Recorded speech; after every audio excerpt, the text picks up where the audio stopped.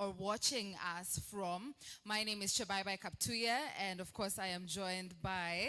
Yeah, MC Neb, yes. MC Neb, and we are here for the Unstoppable You experience here at Ufungamano. So karibu sana. Thank you so much for watching. We have a great event lined up for you. We have beautiful speakers with amazing stories, and there's so much to learn.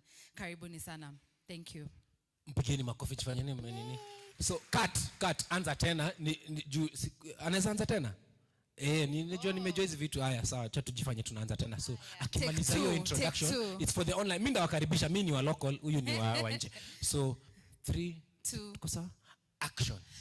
Hello and good morning, good afternoon, good evening, good whatever time it is that you are watching us. My name is Chabaibai Kaptuya, and I am joined by MC Neb. MC Neb. And we are here for the Unstoppable You experience at Ufungamano, courtesy of Imara Fellowship. We have a great event lined up for you, a great program with amazing speakers, beautiful stories, and there's so much for you to learn. So feel at home, enjoy, kashikilia, kachai kako, popcorn, whatever it is you have at home, and yeah, be part of us. Thank you. All right. Munipigie makofi jameni. All right. So, acha mimi nikaribishe. Aya, if you're here, clap once. If you're here, clap twice. Give your neighbor high five, tell them karibu. Karibu. All right, so if you don't mind, kindly let's be up on our feet. We want to start with a word of prayer. And I'd like to request someone. Lakini ya requesting someone. Inakuanga makosa. Kuna siku tuli request someone. Kuna siku tuli request someone aombe. Tuliomba. Sijui kanisa yao ni gani, so mimi ndio nitaomba tu. But before that, we'll start with the national anthem. Then after that, ndio tutakuja kwa maombi. Unajua, alafu wamesema tupande huko juu, ndio, lakini huko juu ni juu.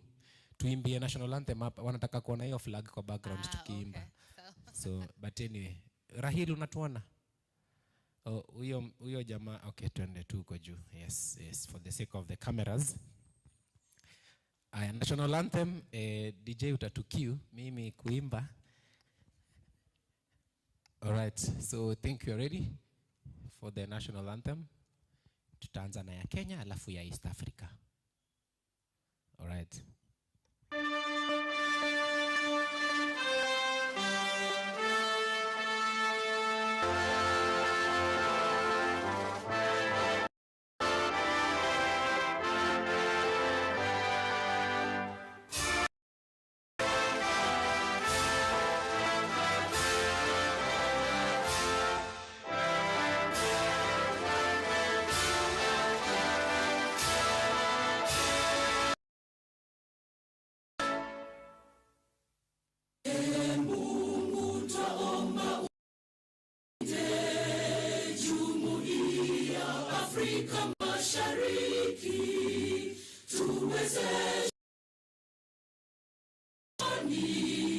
Tutimize na malengo yetu, jumuiya yetu sote tulilinde, tuajibike, tuimarike, umoja wetu ni nguzo yetu, idumu jumuiya yetu. Tunaweza appreciate. Yeah, I know some of us, if you went, sorry, kuna wengine haki walizeeka mapema, don't have your seats yet. All right, so we'd like to check open with a word of prayer, so let us bow down for a word of prayer.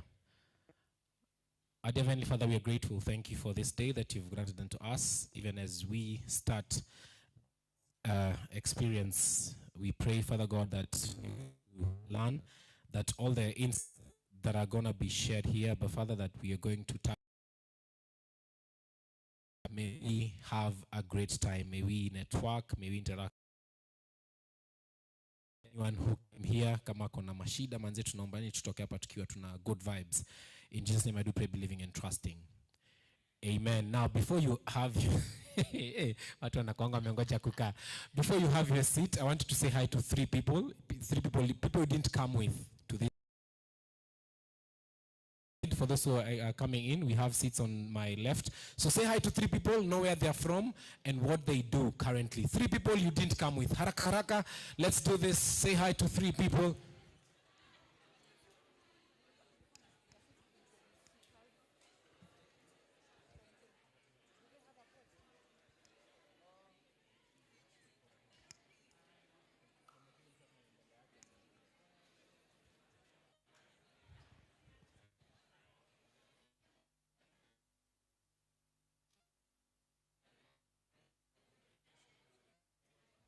All right, so some of you have done it very fast. Now I want you to say hi to 3 other people, know their name, where they are from.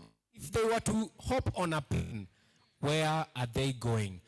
3 other people, know their name, where they are from, na kama angepanda ndege, angeenda wapi. For those of us who are watching online, you can type, you can tell us where you're watching us from, and if you're to hop on a plane, where would you go at the moment? Let's do that, let's move.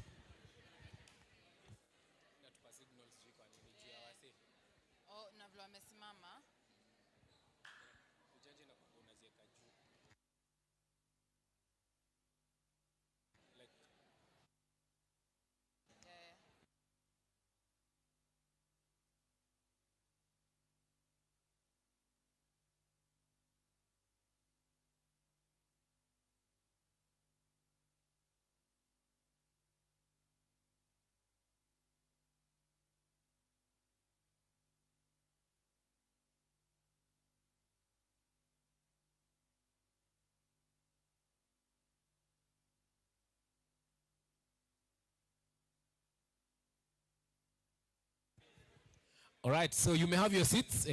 Thank you. Naona hapo kwa kukaa ndio watu wamengoja sana.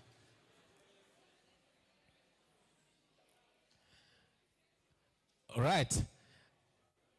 So once again, my name is MC Neb. And my name is Shabai Bai Kaptuya.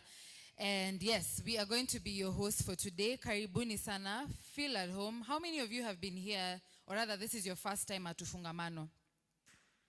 It's your first time at Ufungamano. Let me see. It's your first time at Ufungamano. Good stuff. Nice, good stuff. So at least tunawaleta mahali. Unajua hapa ndio kulikuwa na ile nini? Ile anyway.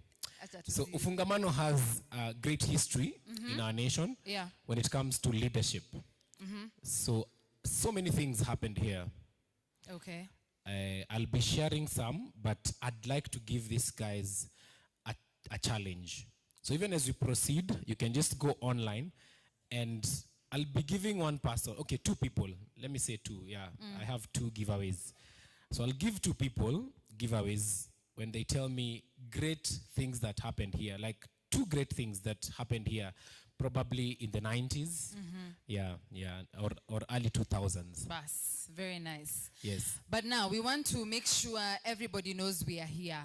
And so that kama kuna mtu bado hajakuja pia wajue pali wako.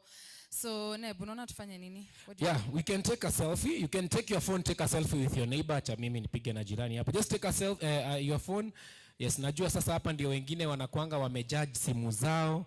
Unajiuliza hii itawaka kweli.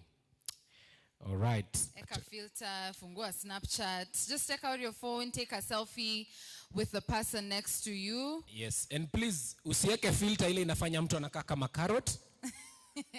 Kuko na hizo za Snapchat zinafanyanga kuja hapa karibu. But sasa light iko, tutajaribu tu. Acha tuone kama light imetucheza. Naona nimeweka video. Ni hata mimi. Jamaneni. Haya, sawa. Alafu hivi juu light iko huku pia. Yeah, take a selfie with your neighbor.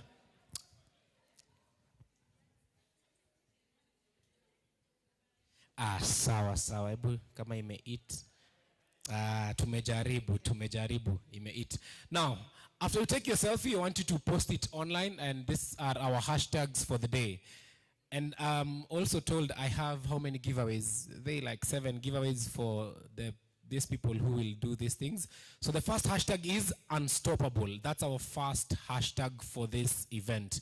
The first hashtag is unstoppable. The second hashtag you're going to put is Imara Fellowship, all right? The second hashtag is Imara Fellowship. Because we're here courtesy of Imara Fellowship, cohort year 2026. Yeah. Then I want you to tag first follow, then tag Imara Fellowship. That's on X, on Facebook, on TikTok, Instagram, TikTok, everywhere. all the platforms. Yeah. Tag AYLF Kenya, follow then tag AYLF Kenya. Then the post with the most engagement, I said I have like 5 or 7 giveaways for that. But first I'll give the post with the, I think we'll do the first one in Ikona most engagement. Yes. So in the next 7 minutes, I'll be getting that. So Emmanuel, kindly, in the next 7 minutes, get me the post with the most engagement. With All the right? hashtags With the Imara hashtags. Fellowship Yeah. and Unstoppable. All right. And remember to tag AYLF Kenya, remember to tag Imara Fellowship, okay? So I'll give you a minute to do that, yes.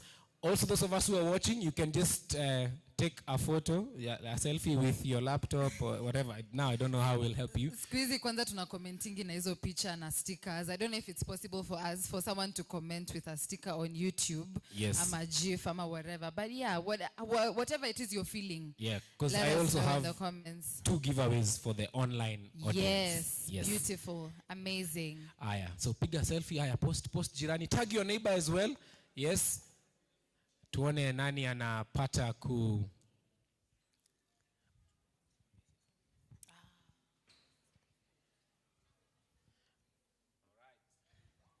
check.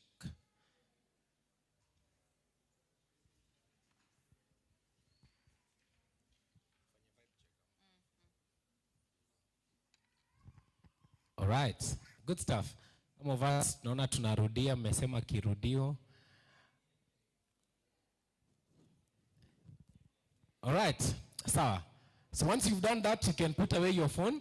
Then kindly just be up on your feet. Just want to do a vibe check for a minute. Just stand on your feet, shake your neighbor, tell them, give me some space. Yeah, just tafadhali tusimame, msini blue tick, mnani blue tick bana. All right, DJ, you know what we did in Zimbabwe? We were in Harare the day with my DJ, and it was amazing. We had actually, the president there. We did an amazing job. When the president can dance, it was amazing. So my DJ, you know what we did in hands like this. Let me see your hands. You can put away your phones, kidogo. It's just a vibe check. All right, let's move to the left, to the right, to the left, to the right. All right, take this position. Put your right leg forward like this. Right leg forward, put your hands over here. I know some of us, we are very great dancers in our minds. But the execution, kuitoa ndio inakuanga ngumu, eh? Like kwa akili yako unakuanga, but kuitoa. But here we don't judge, okay? Because everyone is trying it. Take chini kidogo, chini kidogo. Some of you are dancing the next song, chini kidogo, chini, chini. Chini, aya, juu kidogo, aya, switch it up, 20. All right, are you ready? Let's go. 1, 2, 3, 4, 5, 6, and good students. DJ, unaonaje? These guys are amazing. Sasa tujaribu, nipatie tu mziki tu. Just give me anything, give me something.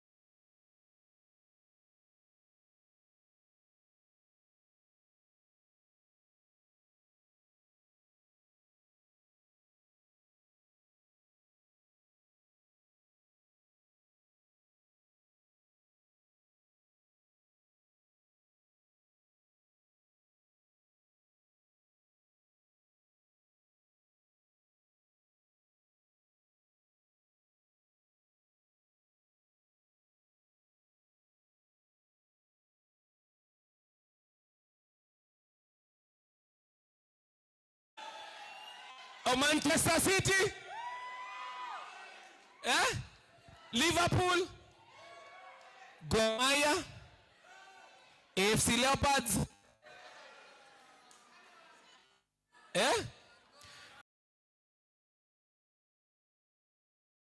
Tutarudi vibe check. Hiyo ndio mnapenda nimeona. All right, so once again, you're very much welcome. It's an honor to have you here. Thank you, thank you. Good stuff. So, Chebabai, unajua tuko na watu wametoka counties mingi sana. Yes. Alafu kuja, sijui mbona unanitoroka leo. Si kidogo unataka kwa MC huko nyuma, kwa behind the scenes. Ako tu huko nyuma. Yes, we have various people from different counties and we want to recognize each and every one of you. Kwa hizo ma counties. So enda huko tusikie watu wametoka counties gani. Yes, wacha tusikie watu wana represent counties gani. Yeah.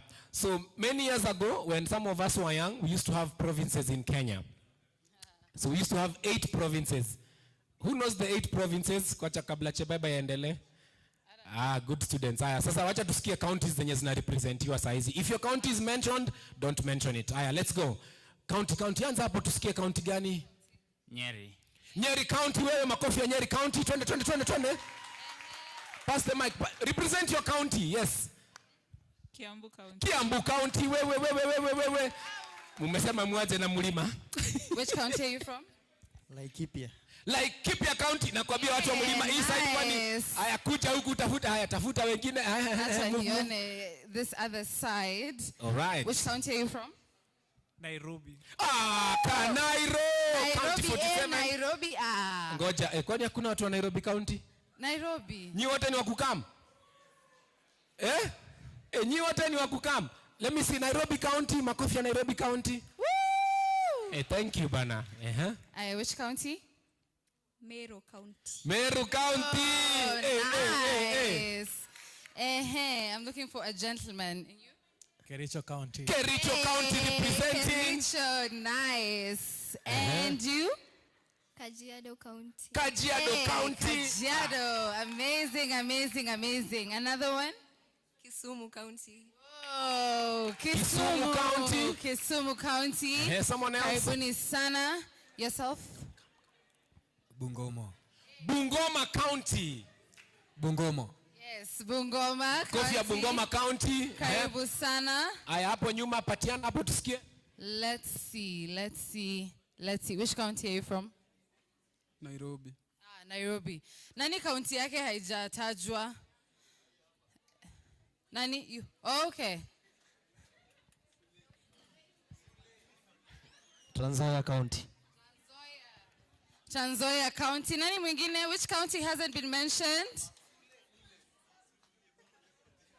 Busia County. A round of applause for Busia County. Nakuru County. Nakuru County, good stuff. Let's appreciate Nakuru County.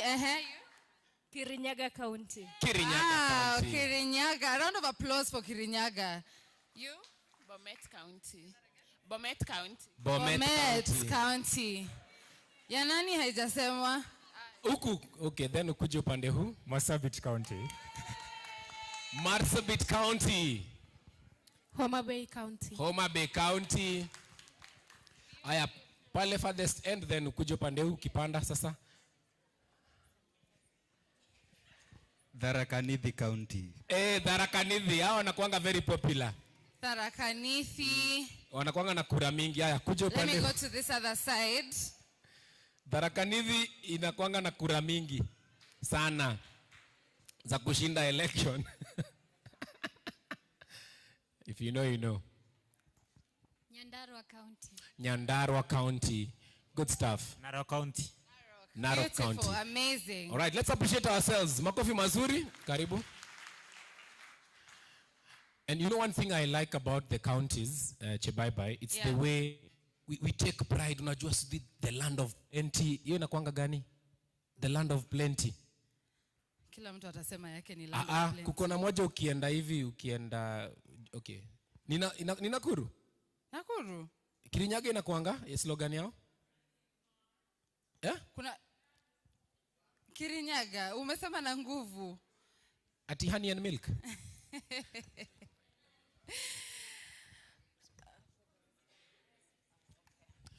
All right.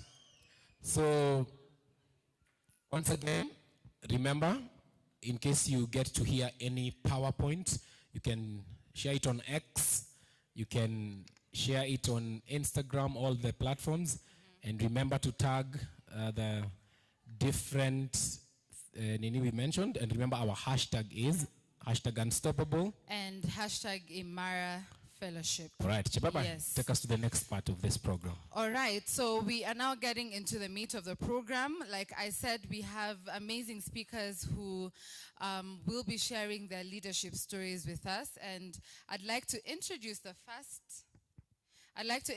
first speaker, who might be known or familiar to a number of you, and that is Gabriel Achayo.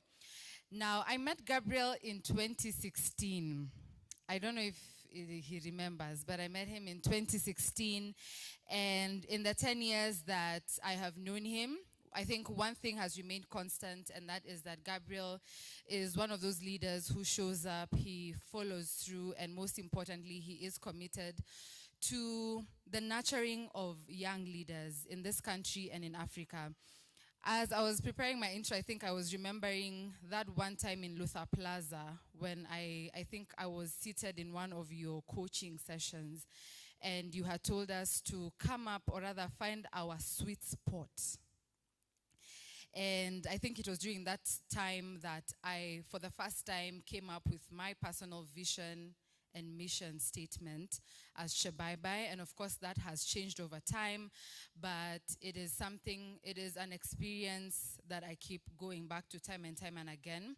Over time, I've also had the privilege of listening to his story about his childhood, about his dad, what inspired him to be an engineer and somehow figure out that he was made for something bigger.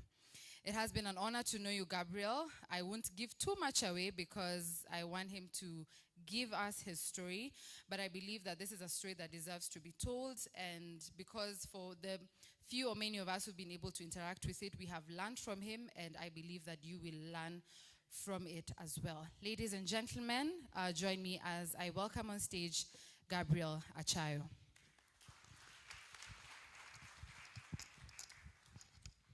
Before, until afike, tumpige tu makofi mpaka afike. Thank you.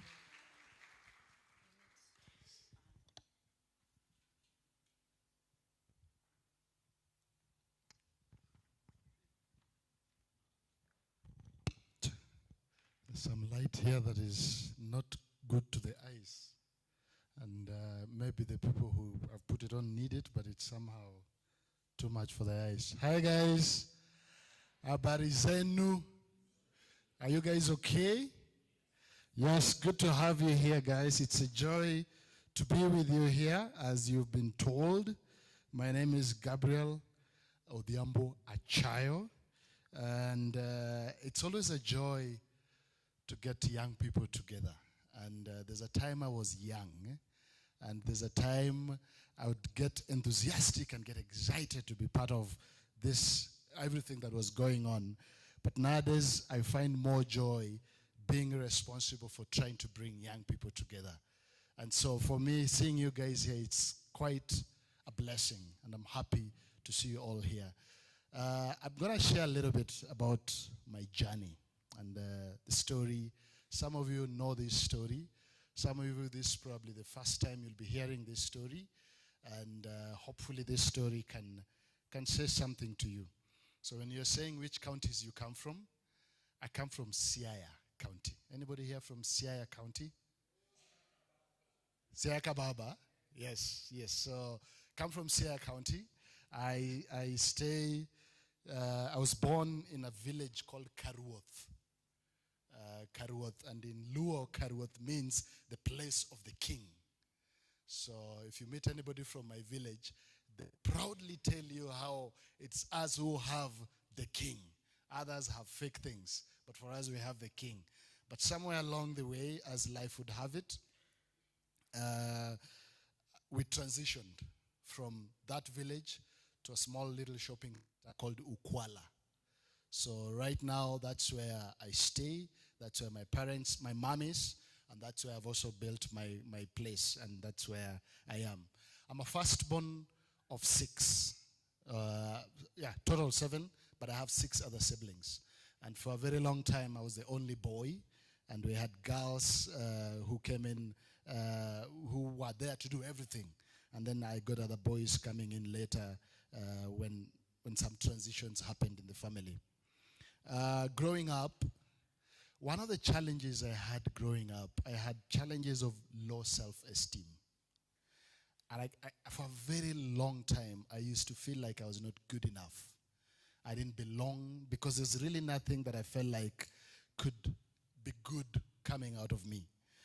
And so to compensate for that, I decided to focus on academics because I realized that's the only place that I could thrive.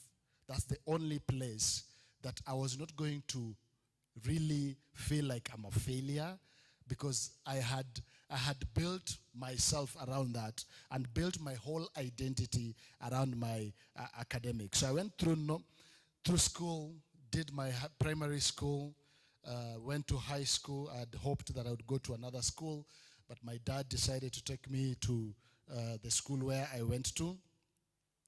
But as I was young growing up, for some reason, being the only boy and having sisters, I don't know why I was afraid of girls. I used to be very afraid of girls. And I had this girl who teased me and would say, "Hey, Gabriel, my boyfriend." And whenever she would say that, I would run. I would literally run. And she would laugh. She would make fun of me. I don't know where she is now, that girl. But she would make a lot of fun of me about that. But somehow in class, as you know, in primary school, when you're in school, you're forced to sit next to girls. They put girls next to you, and sometimes it's a punishment, and sometimes it's some of those things that you wonder why teachers do. And so whenever those things would happen, it was a trauma for me. My father died in 1992, and that was a major transition point in my life. I was only 11 years old when my father died in 1992.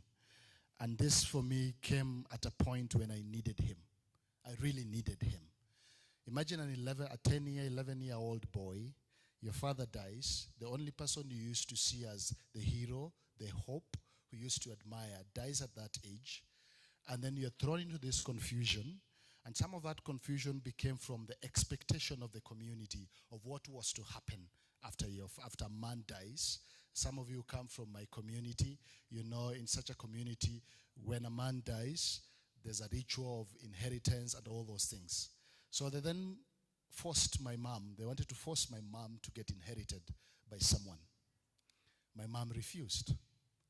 And this brought drama and brought a lot of conflict.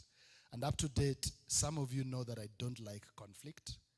It all comes from some of those traumas of how I would see people fight, brothers and sisters, people who really are part of a family fighting because of some of those decisions. And so we then would move. I told you now I stay in Ukwala. We then would move to this place called Ukwala.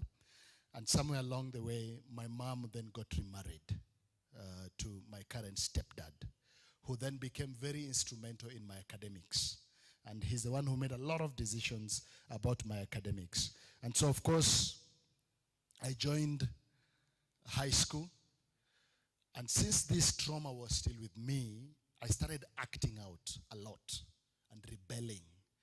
And I remember at some point they said that the kids would be warned, don't play with Gabriel. Don't play with Gabriel because he's a bad boy. And so I had this tag of a bad boy for a very long time in the shopping center. And it was a small shopping center, so everybody would see everybody would meet everybody. And so in one of those acting out, and I remember in the election of 1997, so election of 1997, Orengo was quite a popular, he's still a popular guy when you go to our place, but by then, nobody would oppose him. He was the guy. They used to call him Nyatieng. So this guy had so election was quite something. So we go back to school after finishing my Form 1, so I'm in Form 2, and someone brought these results that had just come out, and everybody's excited looking at these results. And then somewhere I said, hey, how about we form a political party? So in high school, myself and 3 others, we formed a political party in high school. And this party was called Ukwala Students Party.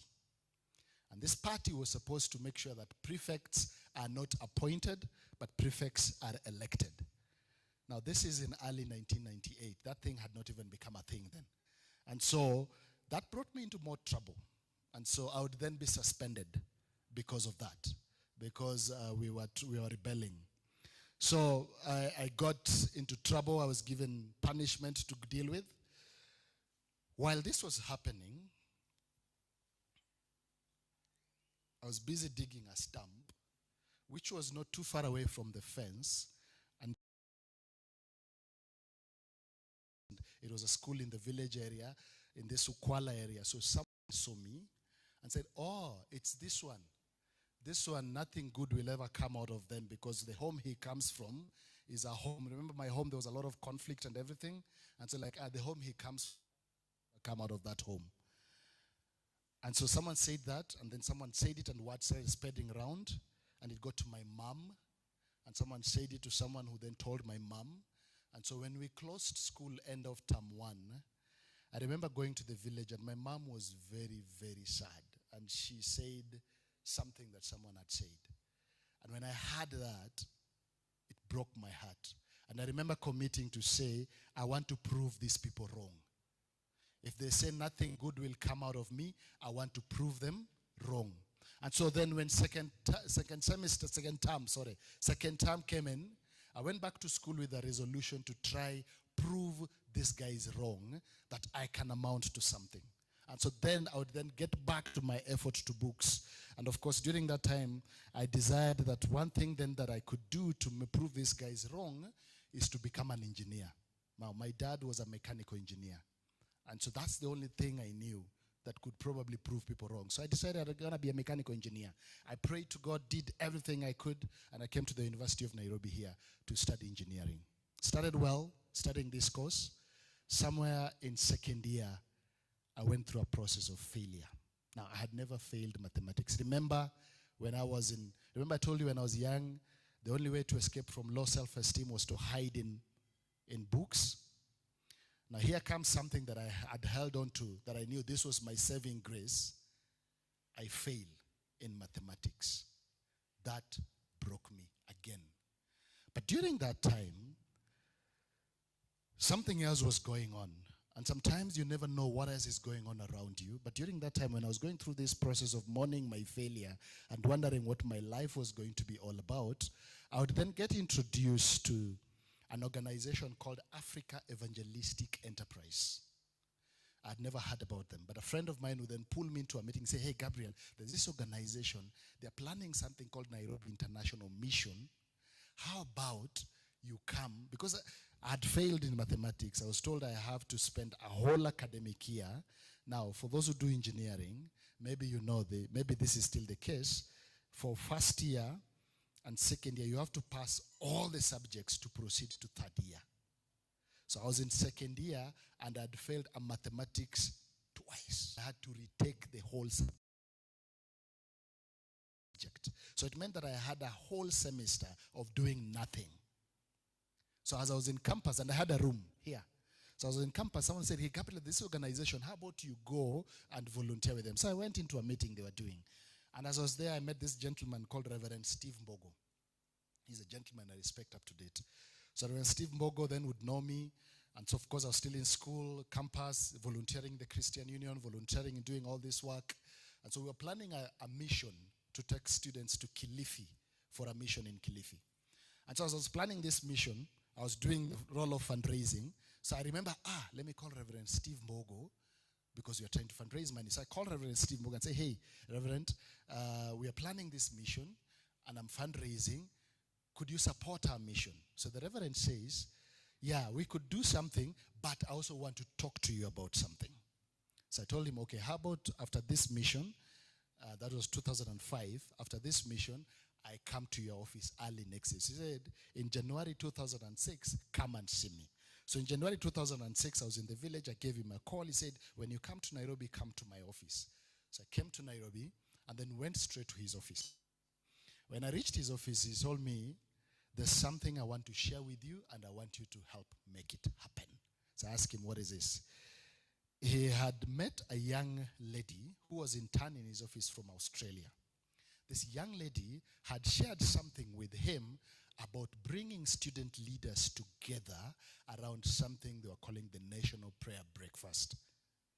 Now, I had never heard of something called National Prayer Breakfast, yet it was happening. It had just been happening for, I think, a few years before that. So the reverend, for some reason, felt that because this lady was some white lady, young lady from Australia, so she like, the only local face who can do this is Gabriel. So I go in and he says, Gabriel, I want you to go, get student leaders, put them together, and then I will come and talk to them about good governance and godly leadership. Now, I had not interacted with any student leader at all. I did not even bother so much about that. So I remember coming back. So he gave me 1,000 shillings and told me, this is for you to move around and talk to these guys and then also to buy airtime to call them. So I came straight, and I don't know if Karen, you remember this. I came straight from that guy's office, and the only person I knew who was in student leadership was Karen Wakoli, because we were with her in the Christian Union. So I said, the only person I'm going to start asking, how do I get student leaders, was Karen Wakoli. So I came straight. She was staying in Hall 4. She was the Congress lady of Hall 4. So I came straight and I went straight to Karen Wakoli and I asked her, I've been told to do this thing. Do you know any student leaders? And through her assistance, I was able to get a number of them. And I was able to move around and talk to a number of them. So I went back to say, okay, we've got them. And so when are you coming? The guy says, now you go ahead and find a place for us to meet. So I came back. And I was now wondering, how do I do this? And I don't know if, Karen, you remember Canon Sam Mawio. So I came, and this guy had just come new to campus. And he had said, he had come to the Christian Union, and I said, guys, if you ever need anything, come and tell me and I'll help you with it. So I remember someone had said that. So as I was coming back, I went looking for him. I didn't find him, but somewhere along the way I met him and I told him, I'm looking for a place to host a meeting for student leaders from KU, from a few of these other universities around. And that's when I met the current member for Mukurweini, Honorable John Kagushia. That's the time, and I think it was a contact from Karen that I met Honorable John Kagushia. So this guy would then talk to the library manager, and the library manager then allowed us to meet in the library. So we went and we did this meeting, and this reverend came and explained this thing. And that gave birth to something we called NSLF, National Student Leadership Forum, which we did for some time. And that then would introduce me to the National Prayer Breakfast movement. Now, as this was happening, there's a name I would hear. I would hear a name called Sam Owen. Sam Owen. And I was curious, who is this Sam Owen? And I really felt like I needed to meet this guy, because you'd bring a name to be invited to the prayer breakfast, and they'd say, make sure Sam Owen has that name. Make sure Sam Owen has that name. So I was like, who is this guy? I need to meet this guy. So I didn't meet him in 2006. In 2007, while we were still doing these NSLF events and everything, one day at the prayer breakfast, because we would bring student leaders to attend the breakfast, one day at the prayer breakfast, someone told me, that one is Sam Owen. So I ran after him and told him, sir, I've heard so much about you. My name is Gabriel. I'd like you to be my mentor. And so he told me, I don't know what that means, but he gave me his card and then told me to call him 2 weeks later. So 2 weeks later, I called him. And I called him and we met at the Boulevard Hotel. And when we met, I went there, of course, explaining to him what I'm passionate about, mentorship, because I was very passionate about mentorship. I developed a desire for mentorship at that point. Mentorship, how to mentor young people and all those things. And my friend and I, we were also trying to do a document on how to register something we were calling Destiny Mentorship Agency. And so I was talking to this guy. And then what he would then do, so during that time, he was supposed to go for his leave. So he went, and then somewhere around October, I would receive an email. And this email was from an organization called Cornerstone Development Africa, from Uganda. Now, these guys in Uganda were trying to launch something. And this thing they were launching, it was similar to what was happening in Australia, but now this was happening from the US. And in the US, it's also called National Student Leadership Forum. So they were trying to launch something in Uganda that they were going to call Africa Youth Leadership Forum. So they had reached out to Sam and asked Sam, do you know a young person in Kenya who could come and become part of what we are trying to launch? So this is now 2007.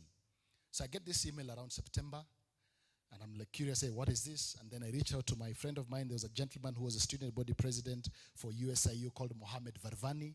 So I reached out to Mohammed Varvani and said, hey, can you travel with me to Uganda? But they were going through Ramadan, they're fasting. So he said, I'm fasting, and during fasting, we are not encouraged to travel. So maybe I'd love to travel, but I cannot travel with you right now. So then I went looking, and then I would then get to realize there's a gentleman called Patrick Opati, who was a student who was in charge of sports and entertainment at SONU. So I then reach out to Opati and ask Opati, hey, there's this thing in Uganda. Would you like to travel, go to Uganda? Opati said, sure, fine. So we traveled together with Opati to Uganda. When I went to Uganda, first time traveling, of course, out of the country, so excited. This is October 2007. So I went to Uganda, and I sat in this retreat. And when I sat in this retreat, I listened to what these guys were talking about. This Africa Youth Leadership Forum. That thing excited me. And it excited me because of three things. One, it was about leadership. Two, it was about friendship, building a community around leaders. And three, it was about Jesus and the values and the principles of Jesus, not the religious way of looking at it, but his teachings and his values and his principles. So that really encouraged me a lot. So I said, this is a good thing. So I came back, nothing happened. In 2007, we went for election, which turned bad. It wasn't an election that someone would wish for this country ever again. I was in the village. I watched what happened, and I didn't like it. When people were being taken back to their rural homes and everything. So I didn't like that. So I came back to the university, and when I came back, I found students who are all still holed up together, spreading this hatred that they had listened to from their villages. And that thing bothered me. So I called Sam and I said, Sam, I'm back to the university. I'm hearing things in the university that I don't like. Sam said, okay, let's come. You come, let's meet. So I went and I met Sam. And he asked me, so what are you hearing? I'm like, I'm hearing a lot of hatred, but I don't like it. And I don't know what to do about it. So Sam said, okay, let's pray over it. So we prayed over it, and then I went my way. So I came back to Opati and asked Opati, what can we do? So Opati said, how about we get guys, a few of our friends together, and just listen and hear what exactly is going on. So Patty offered his room, house 4, up here. So 8 of us sat in that room, and I was leading this conversation. And I went around asking everybody, what are you hearing and what do you think? And out of those guys who were in that room, everybody was hearing something that was confusing them. And we felt like either we are so naive, and that's how the world is, that's how the country is, or there's something wrong that needs to be fixed. And so we ask ourselves, how about we just meet regularly to discuss these things that we are struggling with? So we then, of course, say, let's meet next Saturday. So I reached out to Sam and said, hey, Sam, I think I figured out something. We've got a group of guys, we want to meet and talk about these things. So he said, okay, so when are you gonna do it? Or we'll do it on Saturday. Okay, so how is it gonna happen? We have 16 guys who are going to come. I told him 16 people. So the first time someone believed in me that really challenged my heart, he asked me, so how much do you need for that breakfast? So I told him, that's to Fungamano. Fungamano had given me some figures. I told him, this is the amount we need.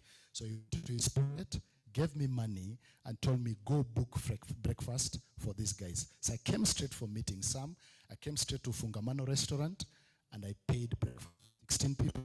And then I went to my room, and I knelt, and I prayed to God. And I asked God, if this is something you want to do something about, bring 16 people on Saturday. After that prayer, I rose up, and I called each of those guys. Say, guys, we're meeting on Saturday. Invite a friend. Saturday came. Saturday 15th came. We were given this conference room at the corner here. I came in, everything was set, 16 people, plates, cups for 16 people. By the time they were serving breakfast, there were 16 people seated in that room. And for me, that was it.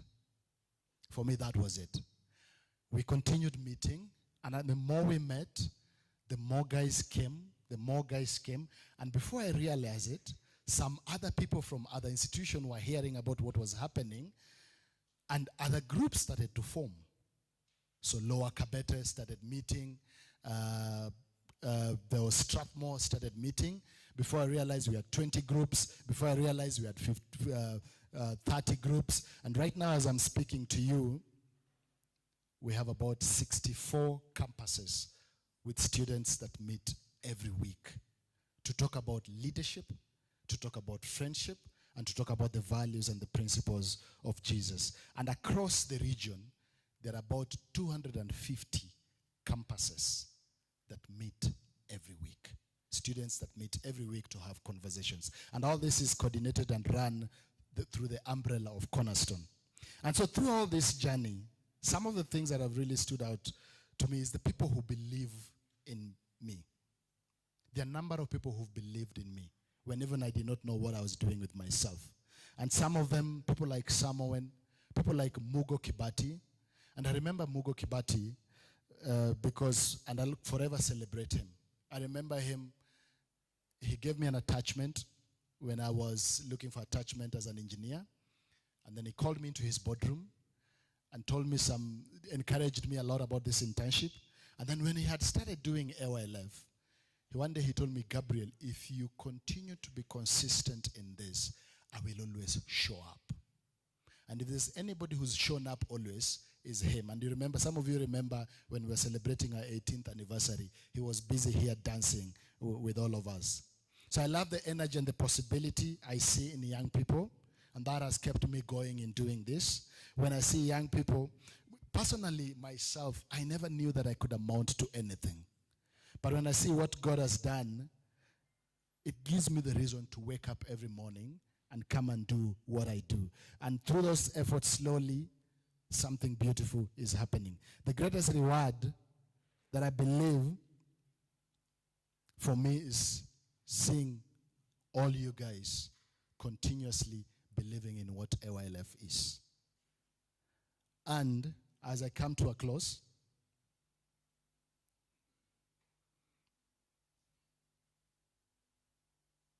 in 2 years' time, we'll be celebrating our 20th anniversary. And this journey has been full of tears. It's been the hardest thing to figure out. And sometimes you hear people who have ideas and opinions, who want to correct you, want to say this, who want to say that. And sometimes you wonder, what do I do? How do I sieve through what people are saying, what to take in, what not to take in? But for me, the greatest thing has been the commitment to the transformation of young people. That it's not about events, but it's about transformation. It's about encouraging young people to take responsibility. It's not about just talking and talking and talking and talking, but it's about doing what needs to be done, engaging in issues that affect us. It's about being authentic. And I value authenticity over anything else. And for me, when I can tell that something is not authentic somewhere, it bothers me a lot. So I encourage you to seek purpose. You might find it easier, it might take you a longer route, but I find you to seek purpose, take responsibility, lead with integrity, and do not wait to be chosen. Do not wait for someone to tell you, come sit here. Make sure you choose yourself, you stand up, and you speak up, and you stand out, and lead, and transform your community. Because the world is not changed by the most talented people. I was not the most talented. I had nothing going for me. All I had, I was just mad at what I saw. And by the grace of God, I had a few people who believed in me. So the world is changed by the ones who decide that come what may, I will not stop. Thank you, guys.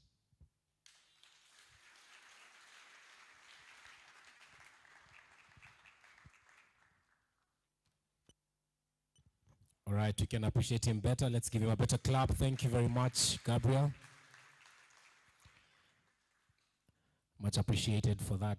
And for those who've just joined us, karibuni sana. You've missed a better part of his speech, but we have it online. So those of us who are streaming, I hope you've learned something.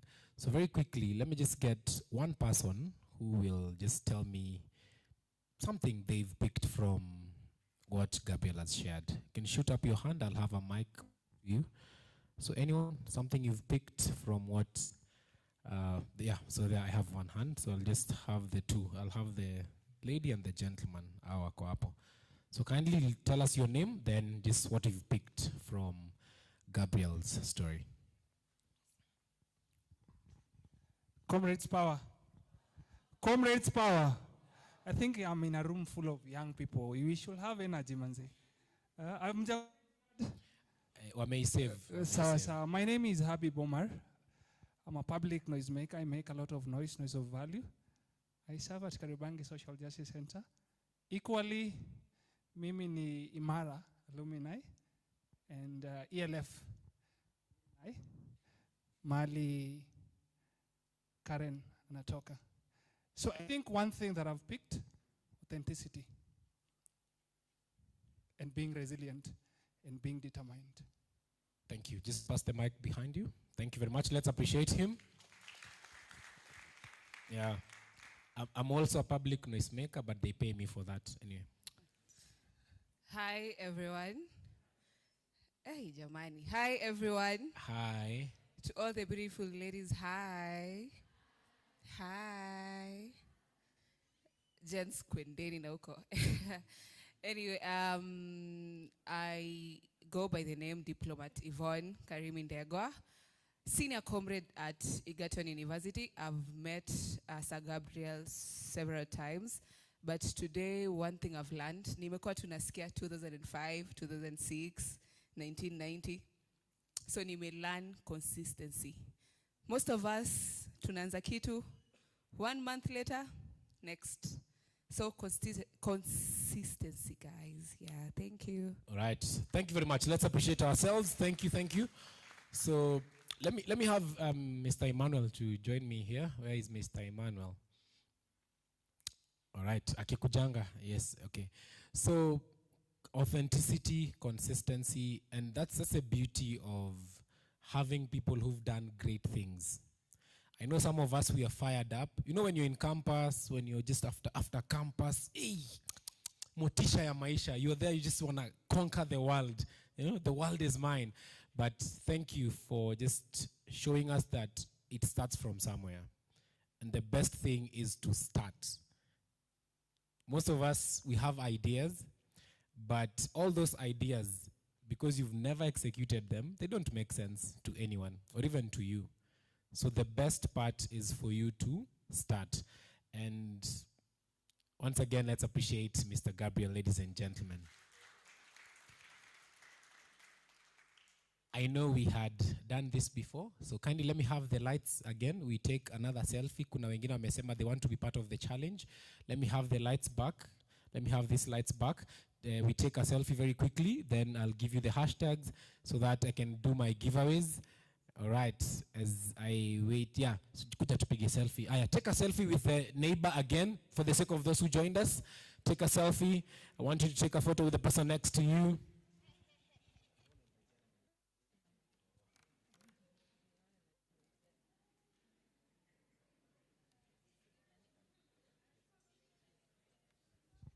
All right, so once you take that selfie, remember, key things, first things first, go follow Imara Fellowship. Then after that, you post the photo, then put the following hashtag. The first hashtag is? The first hashtag is Unstoppable. We also have Imara Fellowship as a hashtag. So be sure to use those two hashtags. Again, be sure to follow and tag Imara Fellowship, follow and tag AYLF Kenya, and follow and tag Siasa, please. All right. Good stuff. Emmanuel, just join me over here. I know this guy is my namesake, so neza mpatia microphone. This guy is very interesting as I get to know how. All right. So hi, how are you, sir? You're well? Yeah. You know you look like a very young boy. I look like. Yeah, you look like a young boy. What do you mean? See, he looks like a young boy. I look like. Like si anakaa kijana mdogo sana.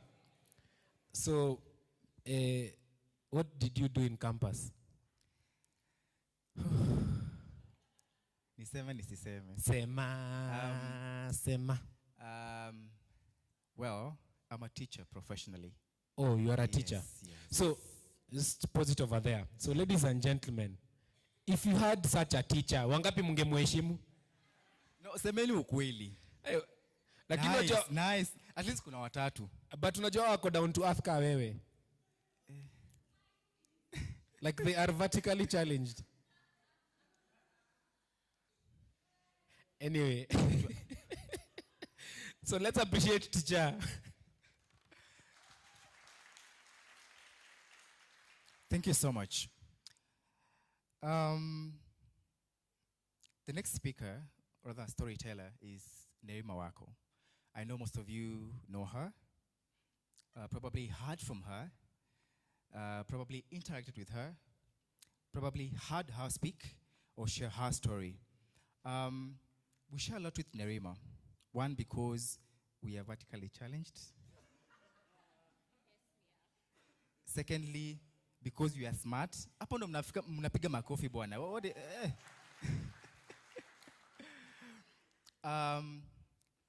A few days ago, she shared a story with me of one fine mid-morning. She went to the office, and guys had left the office. They'd gone for lunch.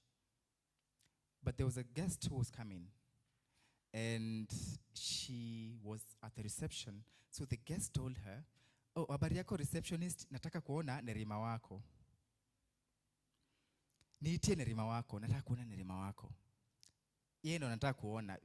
But Nerima is trying to tell him, "You can speak with me. I'm here to listen to you. Please speak with me." But the guy, ego iko huku juu, kama yangu, sorry. Ego iko huku juu. And to cut the long story short, the guy was so embarrassed to realize that Nerima was the ED Siasa Place. I don't know how I would have felt, being in such an experience. But Nerima Wako is the ED of Siasa Place. And for the last 11 years, Siasa Place has been at the forefront of promoting youth participation in political spaces. There's this one saying she always say, Siasa, I've forgotten. Siasa mbaya? Do you believe so? Do you believe so? Guys, do you believe that siasa mbaya, maisha mbaya? I want to hear you guys say it. 1, 2, 3, go. And the teacher is me, is really enjoying. All right, ladies and gentlemen.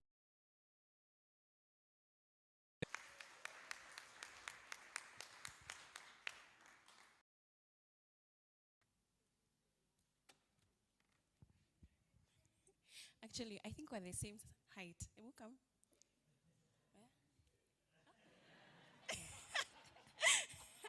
Thank you. Hi, everyone. Saseni. So I find this it's such a good thing to be here and to see how far the fellowship has come and to be able to have these leadership cafes. And it makes me extremely proud. So well done to the team, well done to AYLF to having such spaces. So I'll be sharing, and then there's a part where I need to read because I don't want to forget. So I was born in Nairobi, and in a family of 4. I am the third born. However, there's a 10-year gap between me and my sister. So I grew up in a house where I was the third born, but I felt like I was the first born to my younger brother. And sometimes I have those tendencies. I would say that as a child, I wasn't very normal. And I mean this in the most politest way. Because even wakati wa primo, I would be in the bus trying to do my homework. I'm those people, umepatiwa homework and I want to do it immediately. So I was a very, I would say, type A kind of student. So nilikuwa nafika nyumbani and my mom is like, nimeshafanya. And my brother would be like, this girl, she's always showing off that she knows everything and she's so smart. So that was me, because I always felt like I didn't want to leave work unattended. So that's me at almost 13, 10 years old. And sometimes I used to watch the news with my father. So I would ask him questions about politics, about global foreign affairs, until when one day we were watching TV with my uncle, and I was asking him news about the US. And my uncle looks at him and says, this daughter of yours, is she very normal? And my dad was like, yeah, ako hivi tu. In fact, that day my uncle started calling me daktari, because there's an assumption that when you're smart, you become a doctor. So mimi hapo. I'm like, okay, I'm going to become a doctor, because my uncle, my family have started calling me daktari because I'm smart, so I'm going to go and do medicine. But because of my small size, nilifika high school, and of course I was bullied. You can imagine I'm almost 40 and this is my size. Na niko na mtoi who is 6. Okay? Even my own son, by the way, has started bullying me. My own son. Sometimes tunatembea pamoja, anakaa kama mimi si mama yake. I have to remind him, I am your mom. In fact, even when I'm dropping him in school, the teachers are like, is this your younger brother? But anyway, back to the story. So I was bullied very, very much. And when I was bullied, I told myself, I am going to work so hard, so that when I make it in life, people will know who I am. So I started really working hard.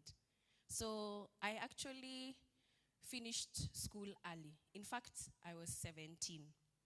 And I hadn't even gotten my results yet. Okay? Zile za Form 4.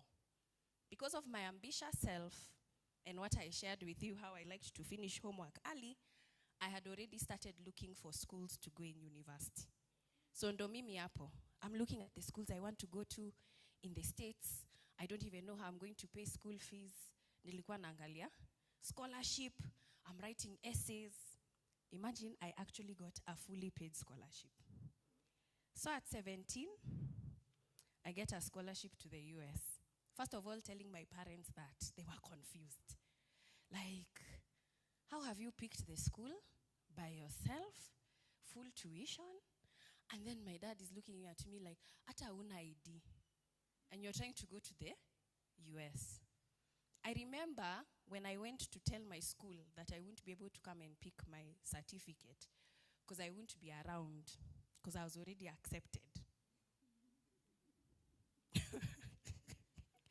One of my teachers, Mrs. Gitonga, actually she looked at me like, we msichana wewe. There's something wrong with you. Because how has a university accepted you without results? This doesn't make any sense. And she basically told my classmates, who msichana, sioni kama ako poa. She's not normal. So I ignored. And I convinced my parents to let me go. But I also have to remind you guys that I terrorized that school. I was also one of the first students to put dreadlocks in that school. Yes. So when it came to breaking boundaries, that was me. And the reason why is because I told my mother, by the way, mi nataka rasta. And my mom was looking at me like, I don't think you're allowed to do that in school. You can't do it.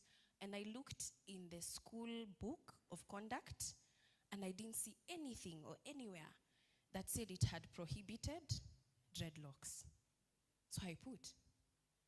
So at that point, I was actually called to the headmaster's office, because I remember the first day I put them, and you know the way they look very tiny, and they just look like zile matuta ndogo dogo. And so the headmaster is like not sure. Like, I've been sent by the teacher, this girl is putting locks. And I remember sitting in his office, Mr. Karaoke, And he's looking at me like, are these really dreadlocks? Am I here playing with my head? Why would you put dreadlocks? And you know we are not allowed. And I asked him, where does it say we are not allowed in the rule book? Because I have read it. And he had nothing. Nothing. Couldn't chase me out of school. Because sure enough, there was nothing that had said anything about dreadlocks. So I believe that when it came to me breaking boundaries, I started very early, but I didn't know what I was doing. I just knew that the world is ruled by rules, and as long as I stay within the rules, I'm okay. So I started learning that very, very early.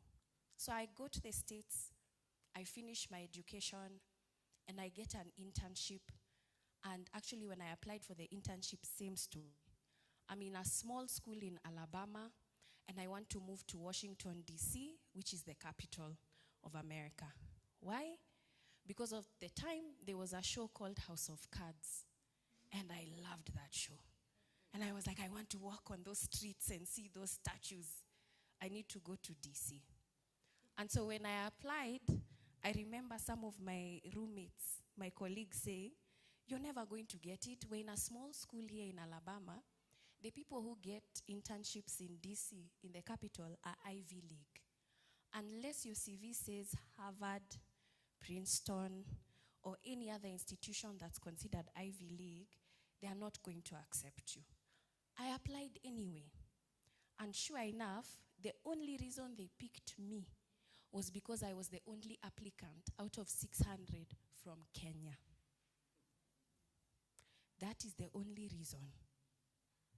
And they said, the company is called Search for Common Ground. And they said, hey, we are thinking of starting programs in Kenya, so it would be good to have someone who's from there to help us start these programs. So what I'm saying is sometimes we limit ourselves based on seeing things that we say that I can never, I will never. And we limit ourselves without realizing that it's actually an opportunity for you. And so while I'm there and I'm interning, I like my work and all that. But can you imagine you're working in a company, interning, working for free. So I was struggling to get there. And then my boss at the time, John Marks, his best friend is Bill Clinton. That's the kind of company. And so as you're here and you're talking about building Africa, at that time, there was a civil war in Burkina Faso. And I remember my boss looking at me and saying, what do we do? What do we do for these young Africans? And I don't know. Because I'm not from there, because I don't speak the language, because I don't understand the politics, we're very different. And that's when I realized that when my boss looks at me, he sees a black African. He doesn't see a Kenyan. And we're all the same. And for me, something clicked. I knew that I had to come back home. So even when I had called home, of course, at this point, my parents are so excited. Their girl is now in DC. She's working in this company. She's going to get hired. They had already told people I'm going to start working in White House. And I told them, by the way, I'm coming back home. Hey, I remember my mother. She was like, why? Now why are you coming home? For what? There's no jobs here. At least over there, you're doing well. And you've done it yourself. Now here, where are you going to get work? And you left when you're so young. You don't even have friends, networks. Utafanya nini hapa? And I said, no. I just feel that I want to do more, especially with young people, because at the time, I'm in my 20s, and I'm wondering, what are the Kenyan youth doing? What are my peers doing? What's happening? And so I remember when I told the company I was leaving, it was mixed reactions. They were confused. They're like, nobody leaves us. Like, how are you leaving us? Do you know the kind of opportunity you're leaving? But I just didn't feel like I wanted to be here. And so I remember being picked from the airport. You know those flights, they land very late, almost midnight. And it's just my mother, my father, and they're just looking at me like I've made the biggest mistake in my life. And I just look at them. I have no work, no prospects. And I'm just saying, I want to start. I'll start something. I'll start something here.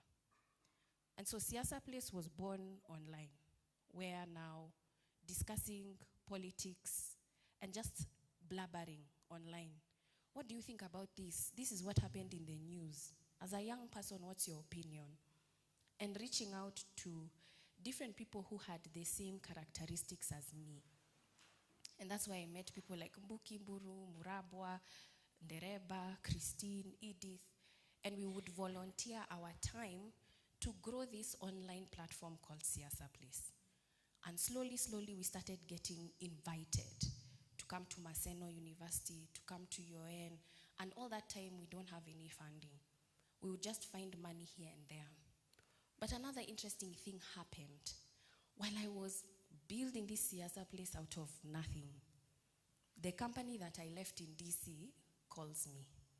And they say, you remember, Nerima, we said we are opening an office in Kenya? We know you don't want to work for us full time, but we would be so happy if you come in as a consultant to open the office for us in Kenya. So even right now, SFCG has an office here. And I was one of the first directors at the age of 24 that opened an international company in Kenya. And it goes to show you, thank you. Thank you. And it goes to show you that when people see your value, your hard work, they continue to trust you with more. I remember there's a time I traveled to Rwanda as a consultant for SFCG, and I was dealing with a lot of money. And this guy, Hamisi, he asks me, hey, Nerima, if I was dealing with that kind of budget, by now ningekuwa na gari langu. Like, how are you not, channeling some resources back to you? Where is everything going as you have accounted? And I said, because that's how I am, integrity. And one of the things is when I finish setting up the office and I come back and I say, Siasa Place needs a certificate. That's the exact time my younger brother, my best friend, falls ill. He gets kidney failure. And it's so bad, he almost dies. And at this point, he needs a kidney. So here I am with my family again, and of course, I'm the one who decides to donate my kidney. And I say, I have to put everything on hold. Siasa Place can hold. And I picked up my life, and I followed my brother around this globe, figuring out how we're going to do a transplant. So we ended up in India, and we lived in India for 6 months. 6 months. Because after the transplant, there's a time Modi, there was a currency where they tried to do that in Kenya and they decided to do it slowly. Where you wake up the next day and all your money is illegal. That happened in India while we were in India. So everything shut down. Banks, schools, name it, hospitals. So we were stuck in our hotel for 2 months. And I remember sitting there and wondering, I'm here, Siasa Place just died because I'm not there. And I remember one day praying and asking God, I'm glad that I'm here for my brother, which the surgery went very successfully. And my brother is very well. And I remember coming back to Kenya and saying, now, am I going to start over from scratch? I've wasted a whole year. And what does this mean for my organization? And by then, the people who had started it with me have also gone into their own businesses. And so I remember having one of the worst fights of my life where we fought with the co-founder. Didn't agree when I came back in terms of how the company or the organization should go. And that's when he chose to leave. So at this point is when I had to change. So I shared how I was bullied. I was very quiet, and I liked to be very invisible in rooms. And my co-founder was the opposite of me. And so when Siasa Place started, he was the one who would go and advertise Siasa Place, meet with donors, network. I didn't know how to do it. I knew how to do the work. The work, I knew. And it's also Steve Jobs have said this in his book. where Warwick was in charge of the work and he was in charge of the networking. Sometimes there are those two founders. So I was the worker behind the scenes.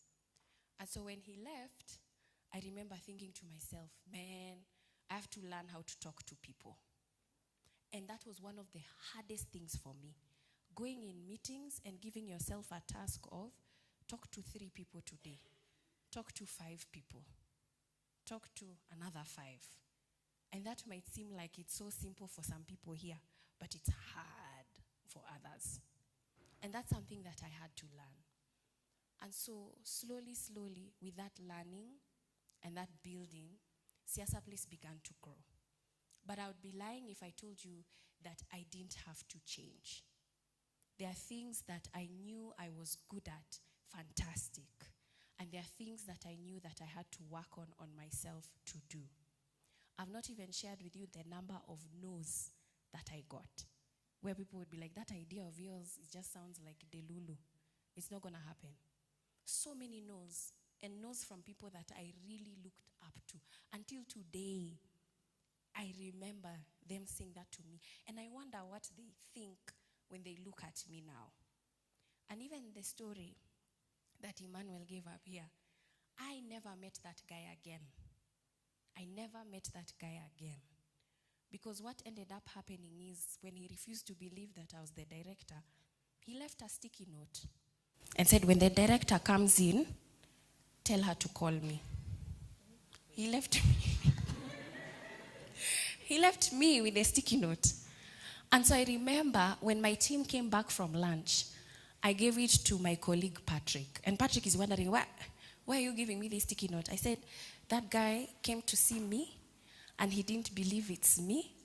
I want you to call him and tell him he met me. And Patrick, he looked at me like he's seen a ghost. Like, what do you mean? I never heard from him again, and we never met. Until today, I have no idea why he wanted to meet me. And so for me, the biggest story here that I want to share is, do not judge a book by its cover. You have no idea the gifting that people have within them and the plans that God has for them. Treat everyone with respect and humility. Even though I'm in the space of politics, hautanipata nikitusiana je. Never. Ever. Even though there are many times I've been in rooms where it comes close, I will not. Mary's laughing. Because I have many enemies, and that's politics. But I will never have certain characteristics that I see out here. And people in this room need to be examples. Examples of good leadership. I've given you examples of stories. I've been in rooms where everyone is being handed money. And I refused to receive it. A bahasha of 20,000. I was almost killed. In fact, they said, hatuwezi toka hii chumba kama amekataa kuchukua hiyo do. She's the one who's going to report us. This one, she has been sent to destroy us. So sometimes this country is set up where if you don't play the game, let me tell you, I took that money because I was scared. I was scared. And as soon as I took it, I just called my dad and said, hey, I've taken some money here, but honestly, I feel like I was pressured to take it. And then the next thing I did, I went to the nearest church where it says donations, nikaweka hapo ndani. Okay? And so it's not to say that you're not going to get to certain temptations and threats, they're there. But there are people out there who are different like you. So as I close, I just want to read this paragraph that I thought was really important. The way I've said that I have had to change, even through our work, I've seen young women who once doubted themselves become public speakers. And I am an example of such. I've seen young organizers in marginalized counties and communities mobilize around accountability, being a strong voice. I've seen youth move to the front line due to frustration and moving towards civic participation. There have also been moments that deeply tested my work. I have learned, first, courage is not the absence of fear. It is continuing despite fear. Second, institutional building matters. Movements are important, yes, they are fun, they are things at the moment, but they need structure. They need values and they need to survive pressure. And finally, young leaders must learn to protect their mission and their well-being. You cannot pour from an empty cup while trying to sustain public interest work. To young leaders, my message is this: do not lose your values in pursuit of influence. Hold on to integrity even when shortcuts appear easier. Hold on to curiosity, community, empathy, and most importantly, to hope. Cynicism is easy, especially in difficult political environments, but hope is a discipline. Leadership is not about becoming the loudest person in the room. It is about remaining grounded, even to serve with consistency, dignity, and vision. I also want young people to remember that leadership is not reserved for those with titles. Leadership can look like organizing your community, documenting injustice, mentoring others, asking difficult questions, and defending the Constitution, or simply refusing to normalize corruption. Our generation has inherited enormous challenges, but we have also inherited enormous possibility. Across Africa and the world, young people are redefining civic engagement. And that is the work I have dedicated my life to. And I remain hopeful because every day I meet young people who are bold and imagine better systems. And they are brave enough to build them. And every day we learn. Thank you.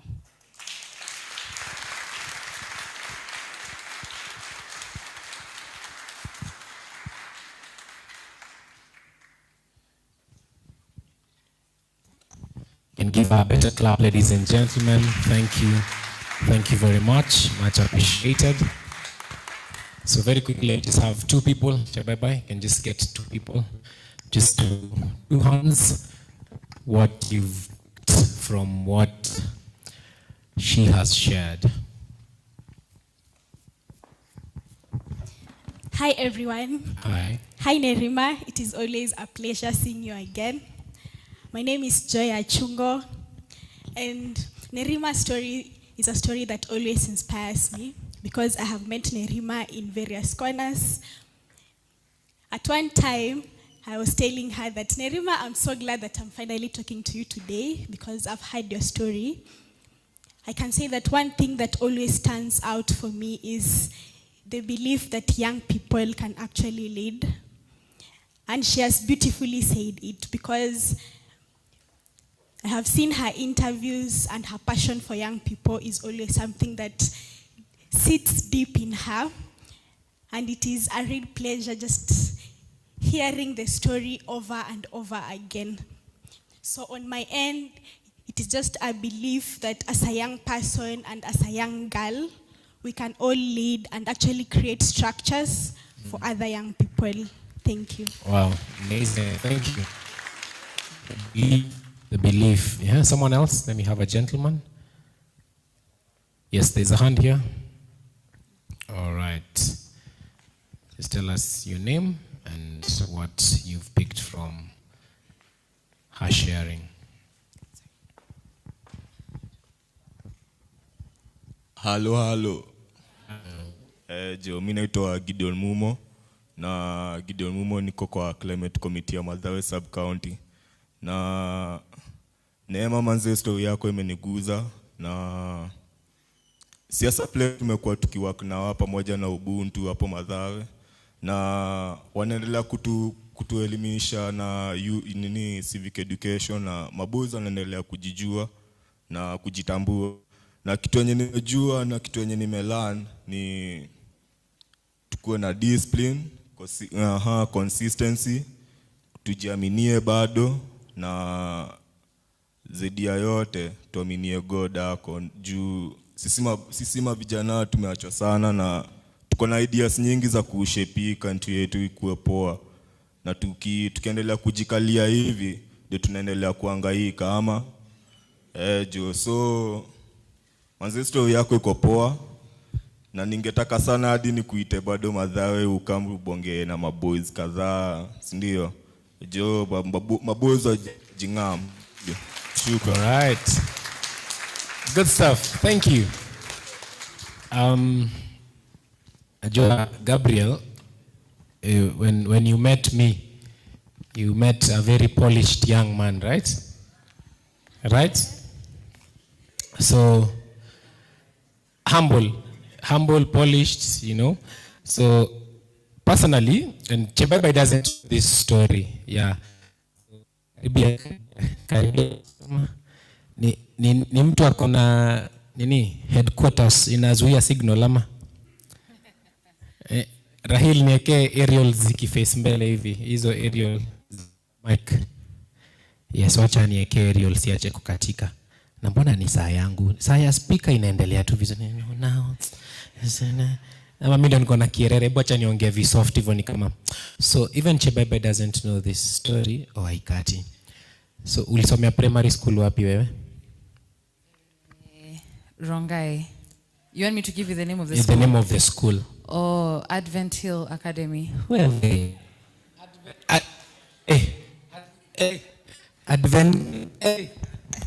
Advent Hill Academy. Wangapi iko na feelings ama tusonge huko? Sijui ni shida ni gani. Advent Hill hiyo ama hiyo niyo? Hebu ongea. Advent Hill Academy. Shida ni mimi. You are the problem. Hey, unajua kwanza kuna that lady akisema Kenya Melani ulisikia amesema men. Men tuliambiwa nini? Kaeni na huko. Ni sawa. Men mmemark? Nisipate anyway. Mimi nilisomea Dandora Primary. Nilisomea Dandora Primary. So, and the good thing about leadership and the opportunity to just serve, and even from the story we've had about belief, you know, if we believe in ourselves, true to it, and nakwanga na slogan moja, you don't have to look like it, be it. That person who came and they were looking for, you know, anangojea, I think alikuwa anangoja director mwenye alikuwa anangoja PS, okay, akuje kama amemshikia nini, amemwekelea iPad. Yes. That's what they were looking for, right? Yeah. But there you are, you know, a whole director. So as young people, believe in yourself. You don't have to look like it, but be it. Yeah. Be it. Sawa sawa, nataka tusimame kidogo to stretch. Just stand, we stretch. Then I have two people I want to award. Just stand on your feet kidogo. Unajua kikaa sana pia inakuanga noma, saa zingine unaweza anza kugawa shamba. Alright, give 5 people high five. Unajua, tell them you're getting to the, you know, sasa inabamba zaidi, si ndio? And even as we do that, good stuff. Hapo sawa. So I want you to turn and face that other side. Just turn and face that other side. Turn and face that other side. Thank you. So, yes, thank you. So we are going to do something small, okay?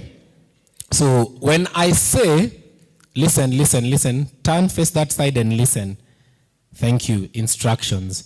So when I say apple, you move to the right, okay? Can you try apple? Move to the right. Wengine, ndio maana afadhali wa muonani.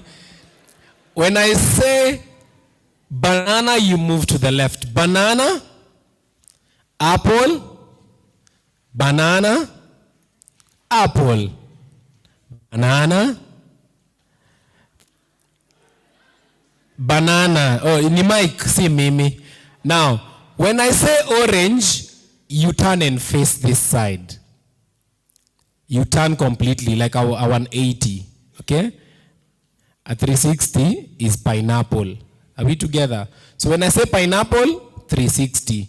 When I say orange, it's 180 degrees. hesabu. Sasa watu wamepiga hesabu kwa akili. Sawa, let's try.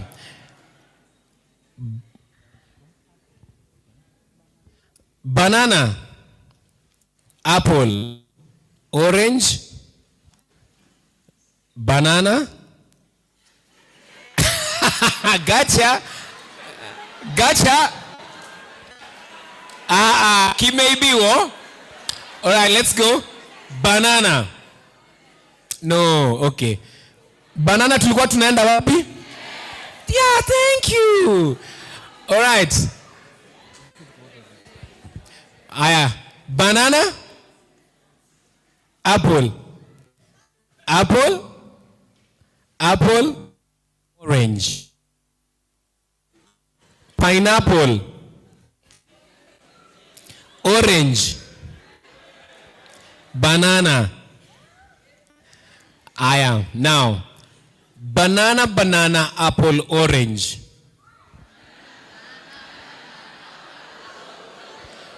Orange, banana, apple, orange. Good stuff. You may have your seats. Amazing.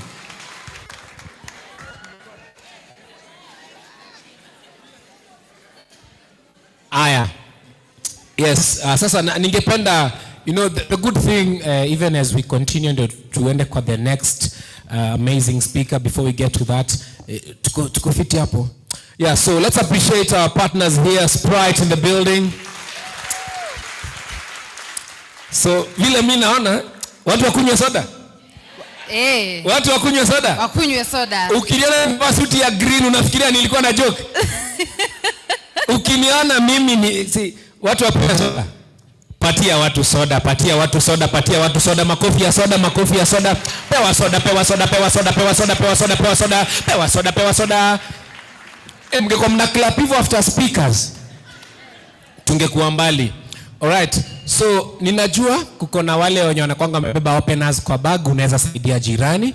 Najua kuna wale mnapenda kufanya please take care of your teeth, okay? You are still young. Ndio usiende kuingia jeshi uanze kusema yes. Aya, one more time, pewa soda, pewa soda, pewa soda, pewa soda. Hiyo party na bamba nikisema hivyo. So we have 2 winners, by the way. We have 2 winners for the social media challenge. So I have 2 names. Okay. Yes. So the first one is Ivy Shan. Ivy Shan, where you at? Ivy Shan, karibu. Umeshapewa soda yako? Wakupea soda alafu ukuje. Ivy Shan, let's appreciate Ivy Shan as she comes. Then we have Alphonse Benedict. Alphonse, where are you? Where is Alphonse Benedict?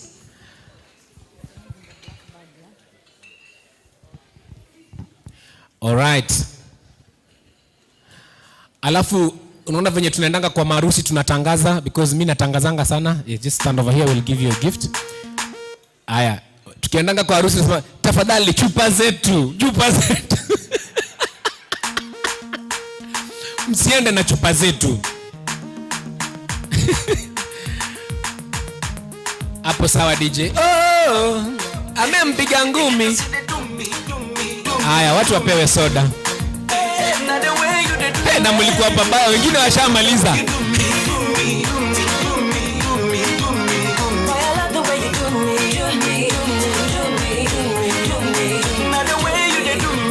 All right.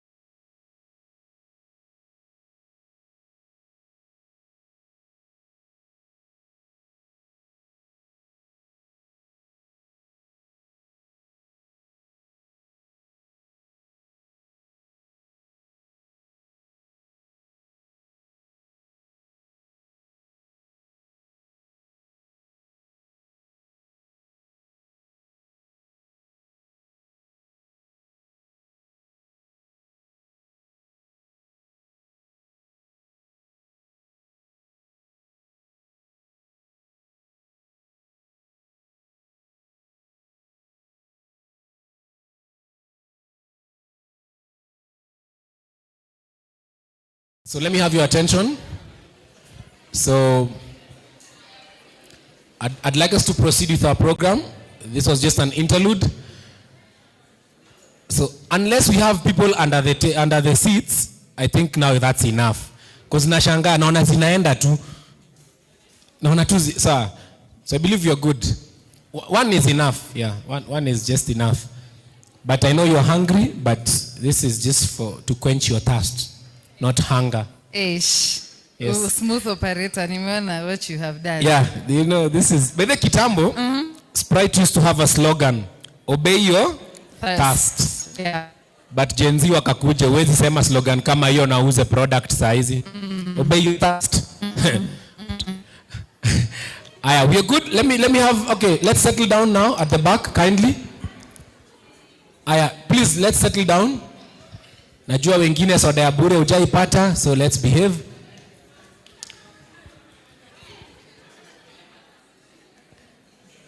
Moja imetosha. Aya, kindly let's clear the aisles.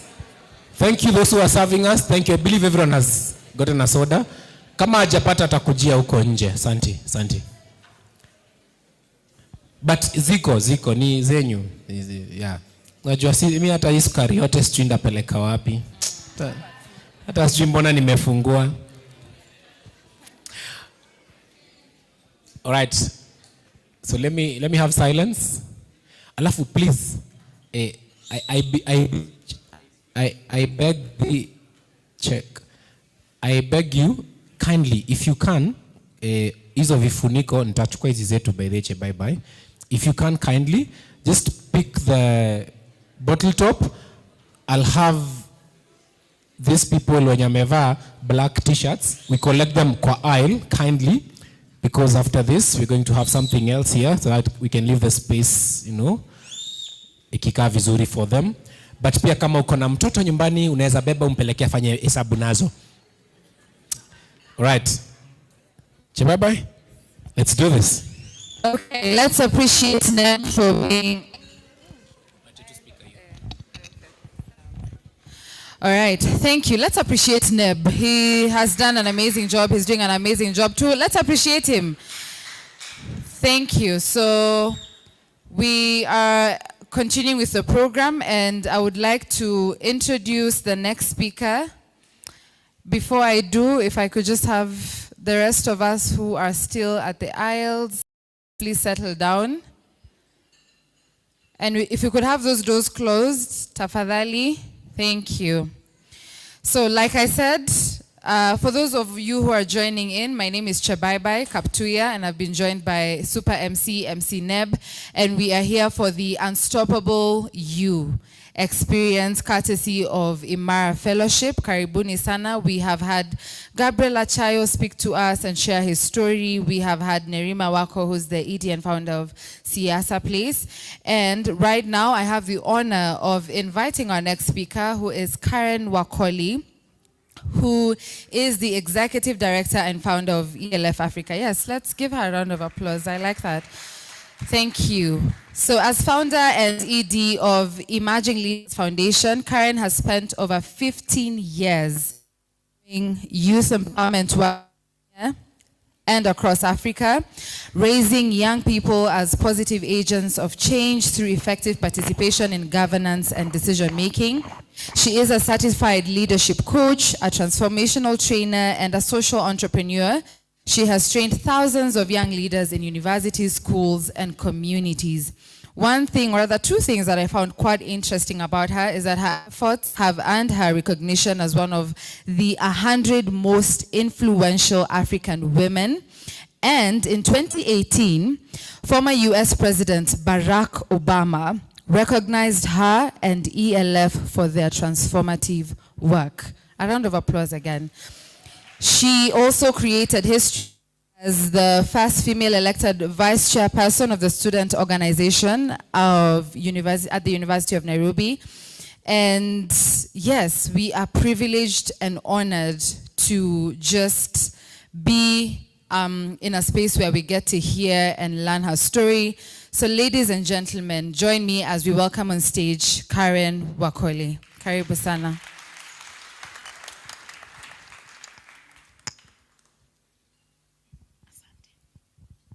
Hi everyone. Mambo. MC alikuwa anasema nini juu ya Sprite? There's something you're saying. Eh? Yeah, obey your thirst. Have you obeyed your thirst? Please obey it. Obey it. Saizi tu tukiongea. It's such an honor to be here, to have a conversation with you. At some point, I actually thought it would have been better, and I'll jump down there to have a conversation with us down here. So, wenye mko pale juu, kuna venye. So, where were you 24 years ago?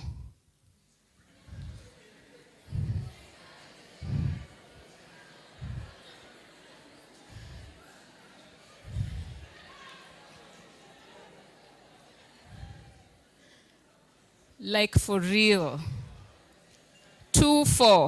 24 years ago. As I got the invitation to come here, hello?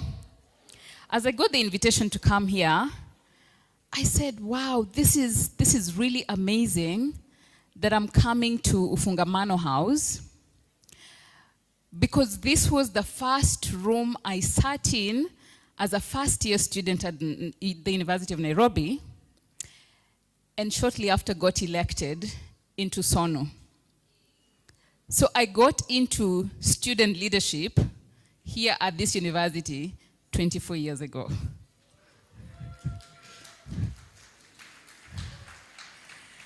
And I was just reflecting, 24 years is a long time. It's such a long, long time. And it got me thinking something about time. Something about time. I'd love for us to reflect on time. For the people recording, is it okay if I jump down here?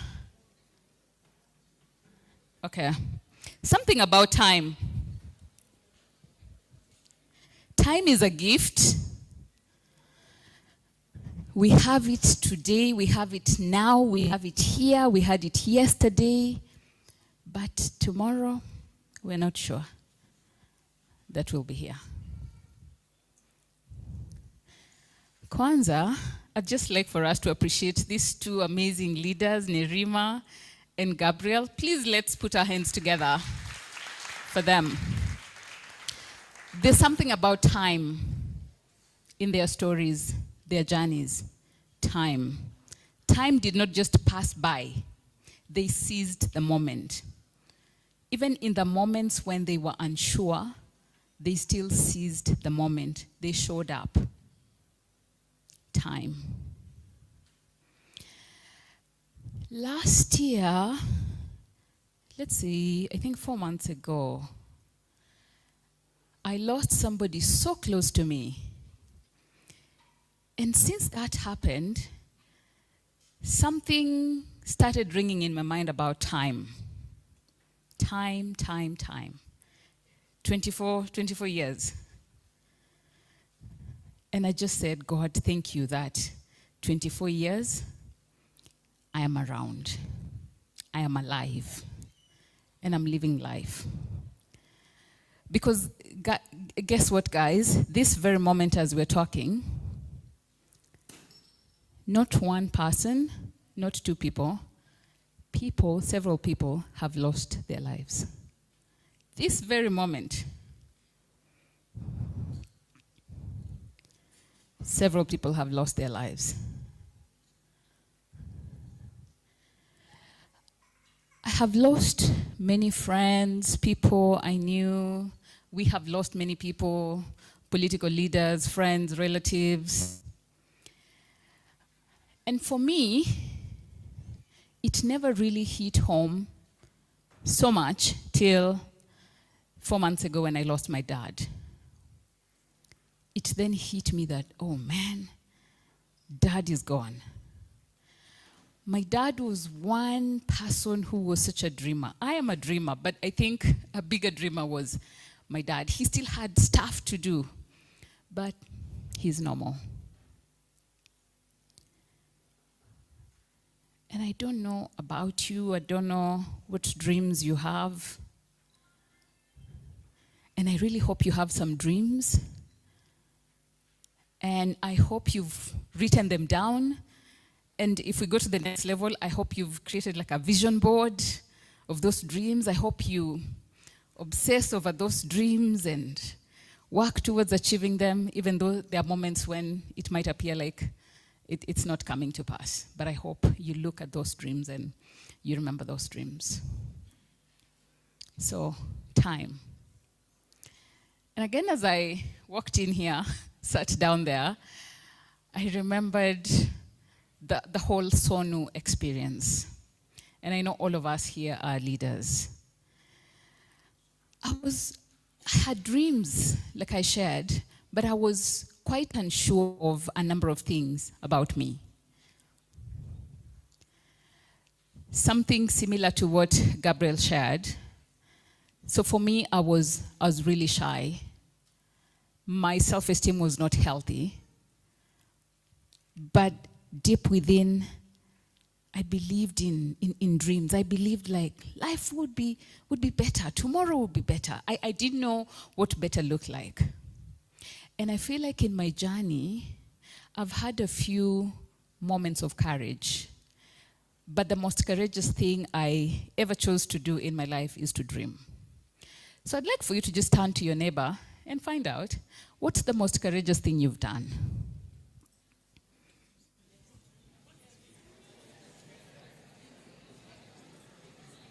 What do you consider courageous that you've done?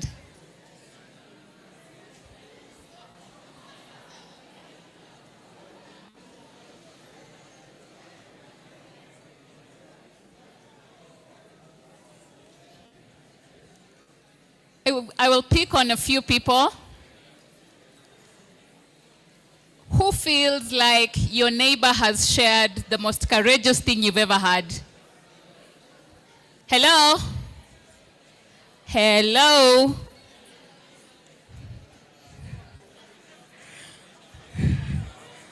Oh my goodness, okay. Hello, can you hear me? If you can hear me, say hello. I think you guys really need to talk. Sindio?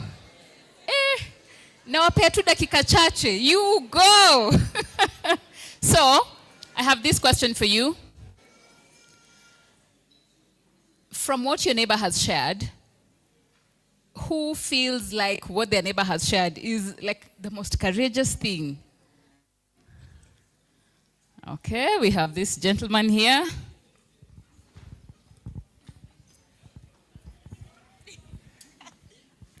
Yes, sir. Good evening. My name is Musa.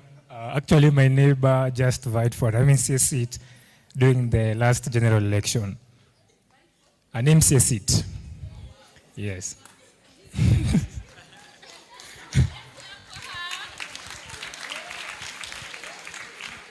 Thank you very much. Who else has their hand up? Thank you.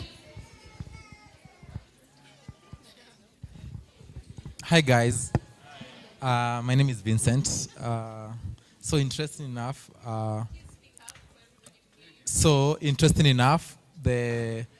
you've shared a similar thing with my neighbor.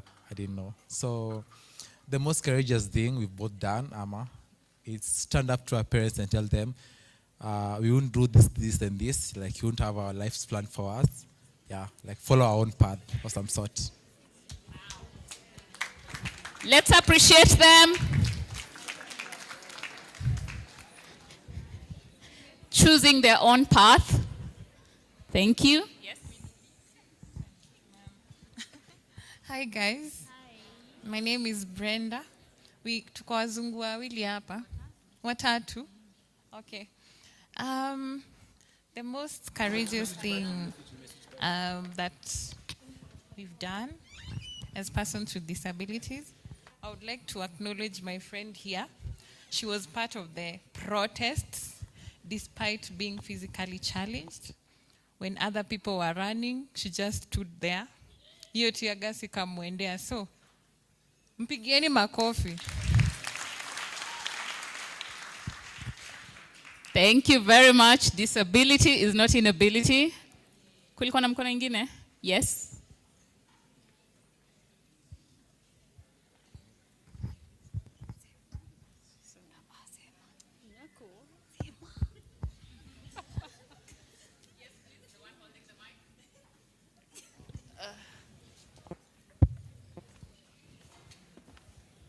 Hello everyone. The most courageous thing my friend did ni kuzushana na VC kwa Senate. Yeah, Vice Chancellor.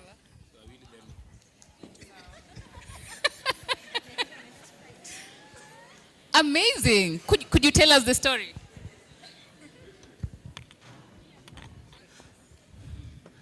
Hi everyone. So my name is Kevin Ruto from Dedan Kimathi University of Technology. And I happen to be the Secretary General of the CUT Students Organization of the CUT. So there was a time there was a lot of issues about the rent and accommodation in Kimathi. And so until we took the matter to the Senate, and our Vice Chancellor could not hear to us. So we had to heckle and end the meeting there and then. Courage, courage. Hashtag courage. There was somebody else here? Yes. He vied for an MCA seat at the age of 18.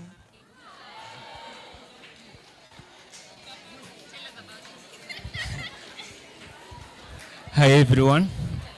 My name is Kamau Nganga. I vied for member of County Assembly at the age of 18. It was that time after completing the high school. My MCA told me we are not of the same age, so I wanted to to show him, yes, we are not of the same age, but somehow I'm very intelligent than him. Wow, wow, wow. Finally.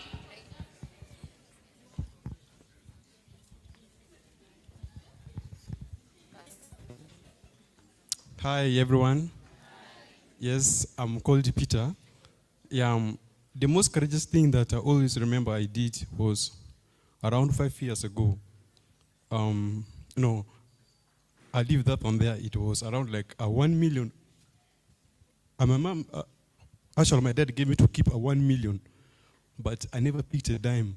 Yet I was very broke until he came back and he asked for the money.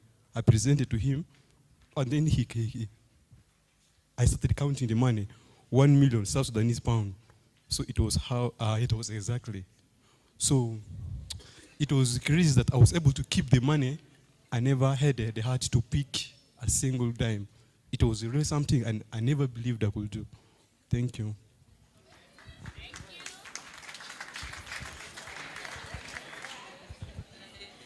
Thank you. Ninakuja hapa mbele. Joe, what's the most courageous thing you've done in your life this far? Thank you very much. I didn't expect you'll pick me. All right. How are you guys? My name is Joe Luchiri. I think I've done a lot of courageous things. Yeah, but let me say this. I started an organization when I was 18 in Form 4.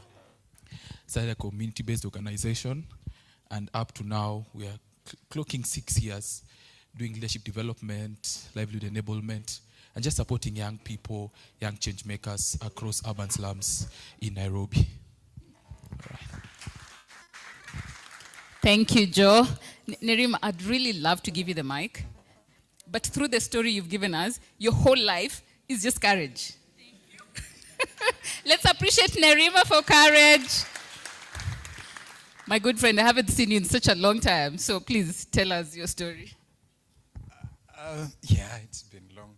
My name is Felix. I think the most courageous thing, well, not the most, but one of the courageous things I've done in class 5, I decided to change school without telling my parents. Yes. How did you do that?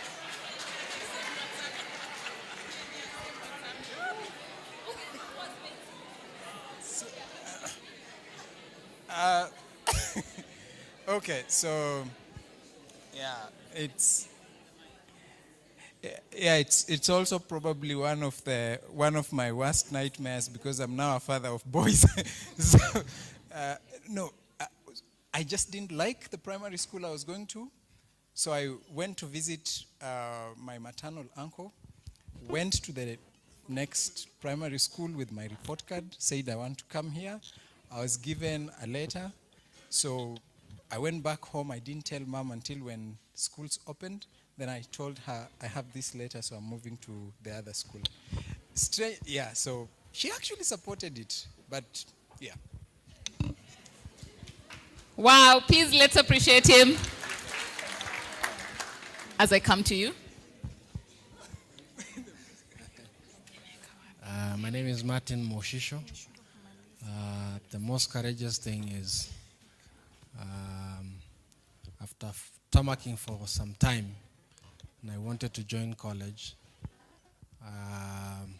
right from the village, I decided that I want to go to Mount Kenya University.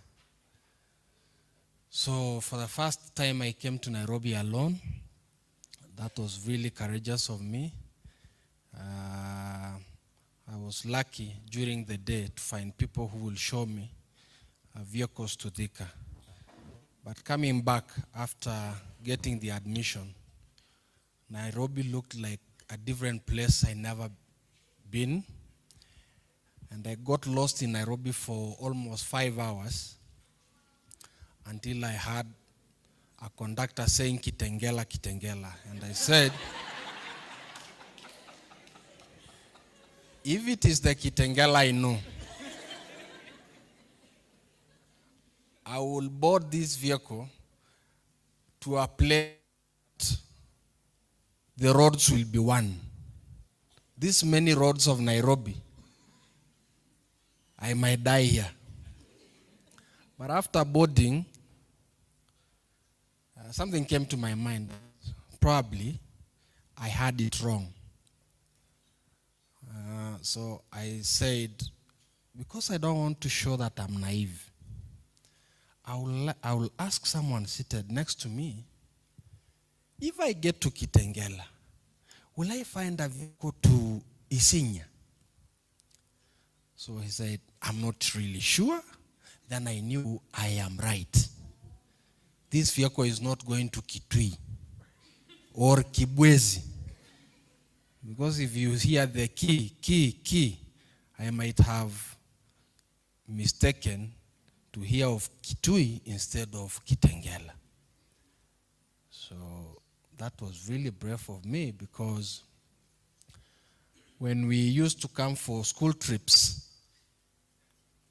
and I imagine one day I saw Nairobi with these all lights, and I said, if it happened that someone will drop me and leave me here, what will happen of me? Then I concluded I will die. So that day coming alone was really brave of me, Asante. Thank you very much. You remind me of something, that not every person who wanders is actually lost. And sometimes it's okay to get lost or to lose your way to be able to find yourself. And I've seen some, oh yes.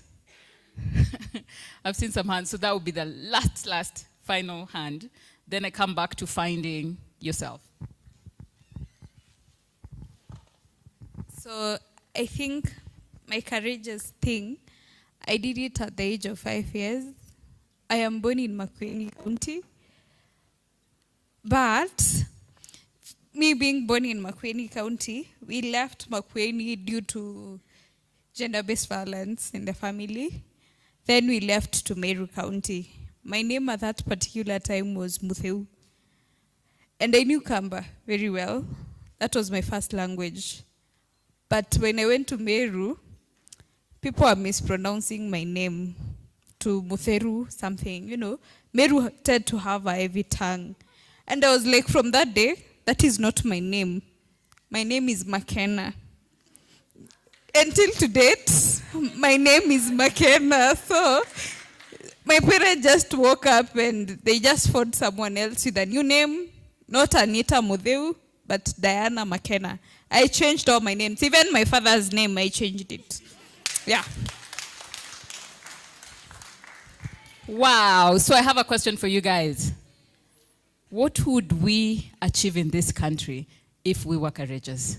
Mmesikia hizo stories zote za courage. How much would we be able to achieve? Where would we be if only we were half as courageous as this mentioning?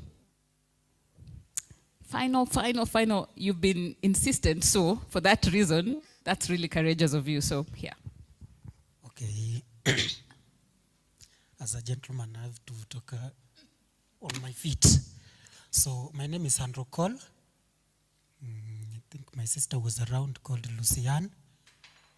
Yeah, so the most courageous thing that I did was back then in 2023, 17th June, when I was recruited for paramilitary training. Yeah, when I secured a job at KRA. So when we went for paramilitary training, I passed all the tests, medical and all that. But when it comes now to the personality and the belief that a person with albinism cannot go through paramilitary training. Yes, I had to break that, and I had to show them that we are more strong than that. And and actually, up to now, I'm one of the outstanding care officers, despite having the albinism. I also made the defense part to realize that disability is not inability. Yes. And I think the president was aware of that, and they said, right now we can be attending the paramilitary training. I think that was one of my greatest achievements by the help of Dr. Isaac Mwaura. And I will just advise the young youths, don't undermine yourself. Actually, I got into KRA when I was a third-year student at Moi University. Yeah, just graduated back then, 2024. So, in whatever you do, just be determined, and you will achieve it. Thank you. I am glad you insisted and I gave you the mic. So again, picking up from what you have said, how many of us have pens and paper? If you have pen and paper or a phone, please take it out. Pen and paper or a phone.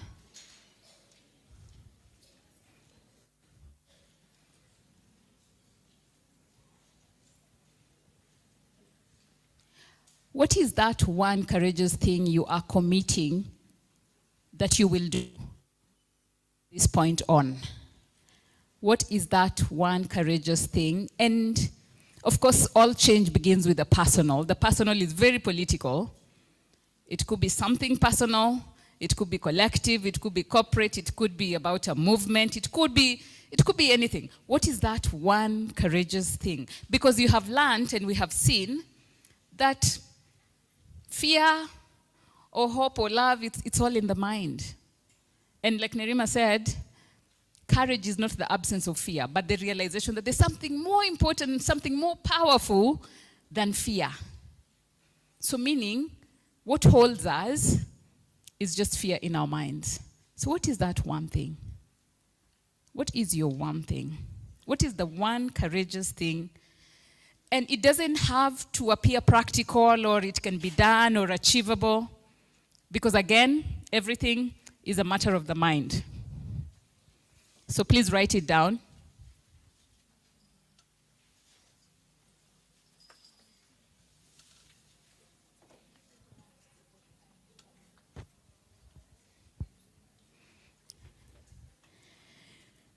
And just like people have shared the courageous story, mine, I mentioned, was the courage to dream against odds. The things are thick, there's hopelessness and helplessness, but I thought, you know what? Let me have a dream, and let me work towards that dream. And then one day, while working towards a dream, I gave you guys a story of Ufungamano House 24 years ago.